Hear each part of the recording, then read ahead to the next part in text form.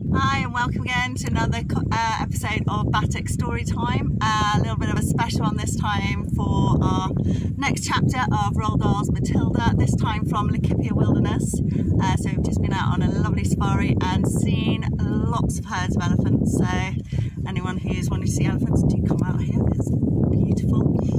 But today we've got chapter 12, Lavender. In the middle of the first week of Matilda's first term, Miss Honey said to the class, "I have some important news for you, so listen carefully. You too, Matilda. Put that book down for a moment and pay attention." Small, eager faces looked up and listened. "It is the headmistress's custom," Miss Honey went on, "to take over the class for one period each week. She does this with every class in the school, and each class has a fixed day and a fixed time. Ours is always 2 o'clock on Thursday afternoons, immediately after lunch. So tomorrow at 2 o'clock, Miss Trunchbull will be taking over from me for one lesson. I shall be here as well, of course, but only as a silent witness. Is that understood?" "Yes, Miss Honey," they chirruped. "A word of warning to you all," Miss Honey said. "The headmistress is very strict about everything. Make sure your clothes are clean, your faces are clean, and your hands are clean. Speak only when spoken to. When she asks you a question, stand up at once before you answer it. Never argue with her. Never answer back. Never try and be funny. If you do, you will make her angry. And when the headmistress gets angry, you had better watch out." "You can say that again," Lavender murmured. "I am quite sure," Miss Honey said, "that she will be testing you on what you are meant to have learnt this week, which is your 2 times table.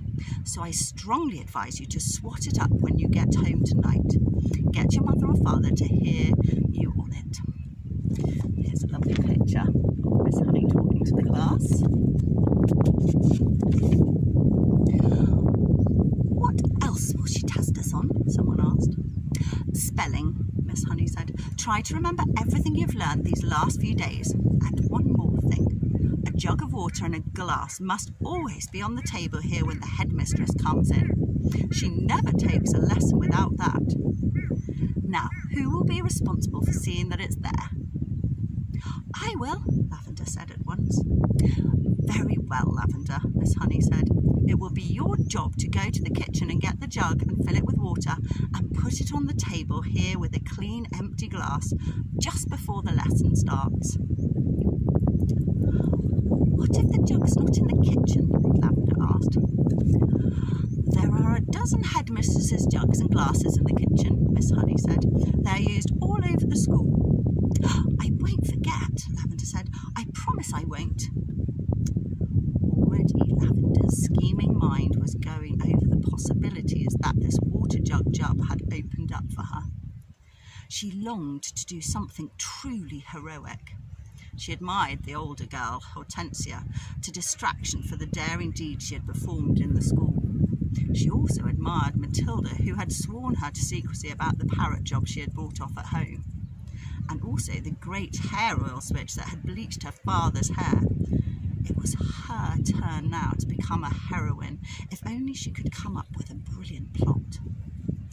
On the way home from school that afternoon, she began to mull over the various possibilities, and when at last the gem of a brilliant idea hit her, she began to expand on it and lay her plans with the same kind of care the Duke of Wellington had done before the Battle of Waterloo. Admittedly, the enemy on this occasion was not Napoleon, but you would never have got anyone at Chuncham Hall to admit that the headmistress was a less formidable foe than the famous Frenchman. Great skill would have to be exercised, Lavender told herself, and great secrecy observed if she was to come out of this exploit alive. There was a muddy pond at the bottom of Lavender's garden, and this was the home of a colony of newts. The newt, although fairly common in English ponds, is not often seen by ordinary people because it is a shy and murky creature. It is an incredibly ugly, gruesome-looking animal, rather like a baby crocodile, but with a shorter head.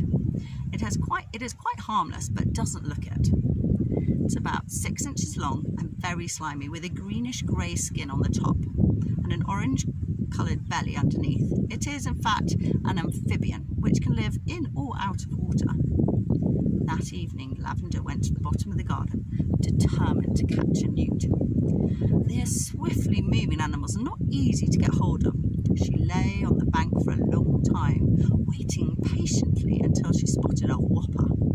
Then, using her school hat as a net, she swooped and caught it up. She had lined her pencil box with pondweed ready to receive the creature, but she discovered that it was not easy to get the newt out of the hat and into the pencil box. It wriggled and squirmed like quicksilver, and apart from that, the box was only just long enough to take it. When she did get it in at last, she had to be careful not to trap its tail in the lid when she closed it. A boy next door, called Rupert Entwistle, had told her that if you chopped off a newt's tail, the tail stayed alive and grew into another newt 10 times bigger than the first one. It could be the size of an alligator. Lavender didn't quite believe that, but she was not prepared to risk it happening. Eventually, she managed to slide the lid of the pencil box right home, and the newt was hers. Then, on second thought, she opened the lid just the tiniest fraction so that the creature could breathe. The next day, she carried her secret weapon to school in her satchel.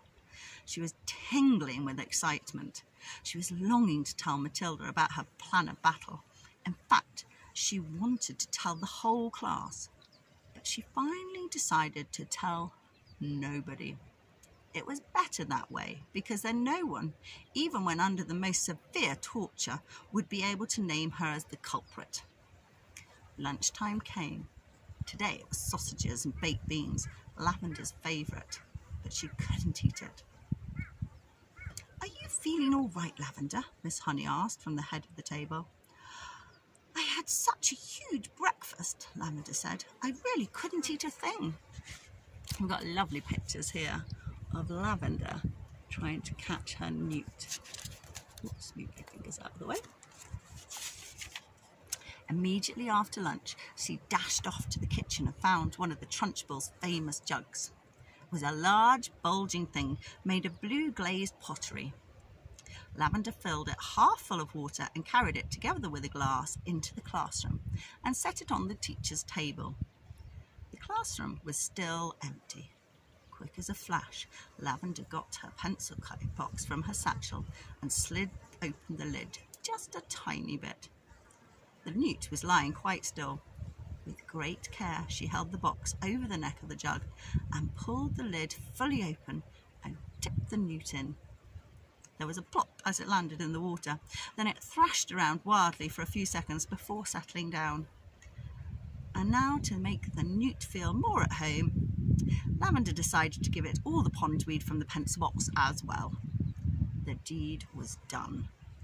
All was ready. Lavender put her pencils back into the rather damp pencil box and returned it to its correct place on her own desk.